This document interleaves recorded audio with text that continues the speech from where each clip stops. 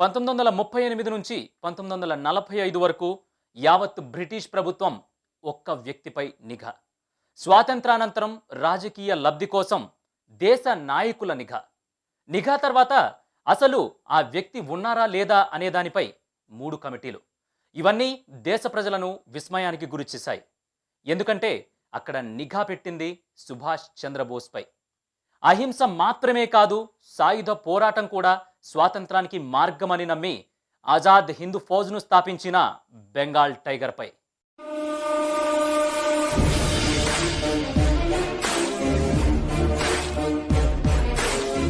ఇది నా దేశం, నా జన్మభూమి, నా దేశ స్వాతంత్రం నా హక్కు అంటూ 1944 జూలై 4న బర్మాలో బోస్ తన సేనలతో చేసిన పరేడ్ తెల్లవాడికి ముచ్చెమటలు పట్టించింది.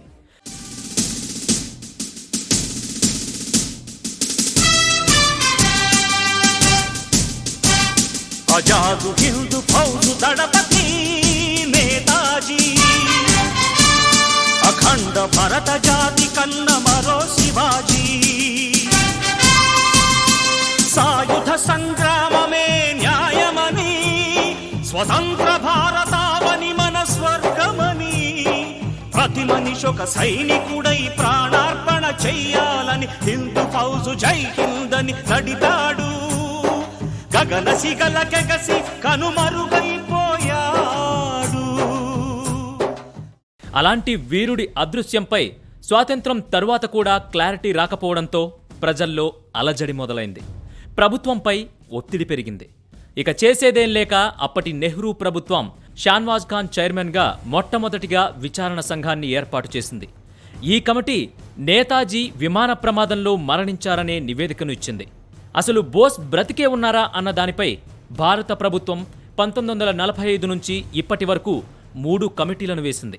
1945 ఆగస్టులో తైవాన్ విమాన ప్రమాదంలో బోస్ చనిపోయినట్టు నెహ్రూ ప్రభుత్వం ఏర్పాటు చేసిన షాన్వాజ్ కమిషన్ ప్రకటించగా, 1970లో ఏర్పడిన మరో కమిషన్ కూడా అదే అభిప్రాయాన్ని వ్యక్తం చేసింది.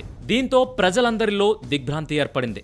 కానీ సుభాష్ చంద్రబోస్ కుటుంబ సభ్యులు మాత్రం ఆ కమిషన్ల అభిప్రాయాలను ఖండించారు. వీటన్నిటి మధ్య ప్రజల్లో గందరగోళం నెలకొంది. అయితే 1999లో వాజ్పేయి ప్రభుత్వం జస్టిస్ ముఖర్జీ నేతృత్వంలో కమిటీని ఏర్పాటు చేసింది. వీళ్లు బోస్ విమాన ప్రమాదంలో చనిపోలేదని నిర్ధారించారు. తర్వాత యూపీఏ సర్కార్ అధికారంలోకి వచ్చింది. కథ మళ్లీ మొదటికొచ్చింది. ముఖర్జీ కమిషన్ నివేదికను ఆ ప్రభుత్వం తోసిపుచ్చింది. ఇన్ని గందరగోళాల మధ్య అసలు నేతాజీ ఏమయ్యారన్నది మిస్టరీగా మారింది. భారతదేశ స్వాతంత్ర్యం కోసం అలుపెరగకుండా దేశ విదేశాలు తిరిగి సైన్యాన్ని కూర్చిన మేధావి, అంతటి యోధుడిపై అతని కుటుంబంపై నిఘా పెట్టడం అనేది ఎవ్వరికీ మింగుడు పడలేదు. మరోపక్క ఆయన విమాన ప్రమాదంలో చనిపోలేదని, చాలా కాలం బ్రతికే ఉన్నారనే వాదనలు ఉన్నాయి. అయితే తనే ఒక సైన్యాన్ని ఏర్పాటు చేసి తన మాటలతో ధైర్యాన్ని నింపి స్వాతంత్ర సమరంలో కొత్త పందా తీసుకొచ్చిన ఆజాద్ హింద్ ఫౌజ్ అధినేత సుభాష్ చంద్రబోస్ అదృశ్యంలో నెహ్రూతో పాటు కొందరు కాంగ్రెస్ పెద్దల హస్తం ఉందనే ఆరోపణలు ఉన్నాయి. India is going to be free. Our struggle is no doubt a non-violent struggle. But even a non-violent struggle demands an army, an organization and a machinery. ఇదిలా ఉండగా నేతాజీ అదృశ్యానికి సంబంధించిన 34 రహస్య ఫైళ్లను నెహ్రూ ప్రత్యేక కార్యదర్శి నిర్వహించేవారట. అయితే తరువాత వచ్చిన కోస్లా కమిషన్ ఈ ఫైళ్లను అడగ్గా వాటిలో కొన్ని పోయాయని, మరికొన్ని చెదలు పట్టాయని చెప్పడం అప్పట్లో అందరినీ విస్మయానికి గురిచేసింది. దేశ ప్రధాని కార్యాలయంలో ఉన్న అతి ముఖ్యమైన ఫైళ్లు అదృశ్యంతో మరిన్ని అనుమానాలు చెలరేగాయి. 1945-46లో ఆజాద్ హింద్ ఫౌజ్ స్టెనోగ్రాఫర్గా పనిచేసిన శ్యామ్లాల్ జైన్ నెహ్రూ ఏర్పాటు చేసిన కోస్లా కమిషన్ ముందు సంచలన విషయాలు బయటపెట్టారు. ఆ విషయాలేవి కోస్లా కమిషన్ పట్టించుకోకుండా బోస్ చనిపోయారంటూ నివేదిక ఇవ్వడం అనుమానాలకు మరింత తావిచ్చింది. తరువాత వచ్చిన వాజ్పేయి ప్రభుత్వం కూడా సుభాష్ చంద్రబోస్ అదృశ్యంపై జస్టిస్ ముఖర్జీతో ఒక కమిటీ వేయగా ఎన్నో కొత్త కోణాలు వెలుగులోకొచ్చాయి. 1953 వరకు నేతాజీ రష్యాలోనే ఆశ్రయం పొందారని, తరువాత చైనా, నేపాల్ మీదుగా భారత్కు వచ్చారని పైనీర్ పత్రిక కూడా వెల్లడించింది. నేతాజీ గుమ్నామీ బాబాగా 1985 వరకు అయోధ్య సమీపంలోని ఫైజాబాద్లో జీవించారని వాజ్పేయి ఏర్పాటు చేసిన ముఖర్జీ కమిషన్ నివేదించింది. అయితే తానే నేతాజీ అని ఎవరికీ తెలీదు. అక్కడ ఆయన్ని అందరూ భగవాన్జీ అని పిలిచేవారని ఆ నివేదిక తెలిపింది. 1985 సెప్టెంబర్ 16న గుమ్నామీ బాబా మరణానంతరం కోర్టు ఆదేశాలతో ఆయన ట్రంకు పెట్టెలను ఫైజాబాద్లో భద్రపరిచారు. 2001లో జస్టిస్ ముఖర్జీ కమిషన్ ఆ ట్రంకు పెట్టెలను తెరిపించారు.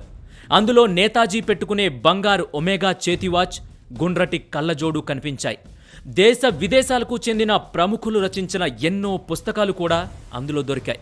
వీటితో పాటు ఆ పెట్టెలో దొరికిన పుస్తకాల్లో ఉన్న హ్యాండ్ రైటింగ్ను సుభాష్ చంద్రబోస్ చేతి రాతలతో పోల్చి చూడగా ఆ రెండు సరిగ్గా సరిపోయినట్టు అప్పటి చేతి రాత నిపుణులు తేల్చారు. ఇన్ని ఆధారాలున్నా నేతాజీ గురించి అప్పటి ప్రభుత్వాలు చొరవ చూపకపోవడం వెనుక రాజకీయ దురుద్దేశమే ప్రధాన కారణమని చాలామంది అంటుంటారు. పరాయి దేశాలు మన బోస్ని నెత్తిన పెట్టుకుంటే మనవాళ్లు మాత్రం ఆయన జాడను ప్రశ్నార్థకంగా మార్చాయి. జర్మనీ అధినేత హిట్లర్ కూడా బోస్ ఏది చెప్పినా మారు మాట్లాడకుండా ఆచరించేవారట.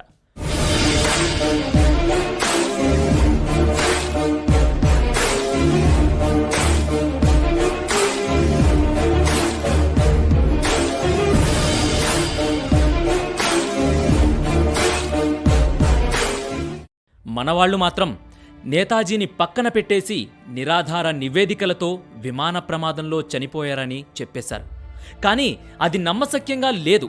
ఎందుకంటే నేతాజీ విమాన ప్రమాదంలో చనిపోయారని చెప్తున్న 1945 ఆగస్టు 18న ఎలాంటి విమాన ప్రమాదమూ జరగలేదని తైవాన్ అధికారులు ముఖర్జీ కమిషన్కు వెల్లడించారట. తరువాత 1972లో కూడా నేతాజీ కొంతమంది ప్రముఖులకు లేఖలు రాసినట్లు కూడా చెప్తుంటారు. కొన్ని నిజాలు, ఎన్నో అనుమానాలు, ప్రతి చోట నిఘా నేత్రాలు. వీటన్నిటి మధ్య సుభాష్ చంద్రబోస్ అదృశ్యం వెనుకున్న మిస్టరీ వీడింది. ఆ మహనీయుడి జీవితంలో చివరి పేజీలో ఏం జరిగిందనేది ఎట్టకేలకు తెలిసింది. 1945 ఆగస్టు 18న తైపీ విమాన ప్రమాదంలో నేతాజీ మరణించారని తెలుపుతున్న ఆధారాల్ని మోదీ ప్రభుత్వం నేతాజీ 120వ జయంతి రోజున బయటపెట్టింది. ఆనాటి విమాన ప్రమాదంలో నేతాజీ భౌతిక కాయానికి హిచిరో ఒకురా అనే పేరుతో సైనిక ఆసుపత్రి మరణ ధృవీకరణ పత్రం ఇచ్చింది. ఆగస్టు 22వ తేదీన నేతాజీకి అధికారిక లాంఛనాలతో అంత్యక్రియలు నిర్వహించారు. ఆయన చితాభస్మాన్ని జపాన్లోని ఓ దేవాలయంలో భద్రపరిచారు. ఒకవేళ నిజంగా నేతాజీ 1945లో చనిపోయుంటే ఆయన పైన నిఘా ఎందుకు? ఆయన కుటుంబాన్ని ఒక కంట కనిపెట్టుండడం వెనుక కారణమేంటి? అసలు మోదీ ప్రభుత్వం రిలీజ్ చేసిన ఫైళ్ల వెనుక నిజమెంత? గుమ్నామీ బాబాయే నేతాజీయా? ఒకవేళ ఆయనే నేతాజీ అయితే అంత సీక్రెట్గా బతకాల్సిన అవసరమేంటి?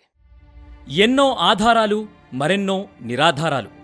నిజంగా బోస్ మళ్లీ తిరిగి వస్తే రాజకీయ ప్రకంపనలు తప్పవని భయపడిన అప్పటి ప్రభుత్వాలు బోస్పై, తన ఆనవాళ్లపై, ఆయన కుటుంబంపై నిఘా పెట్టాయని అందరి వాదన.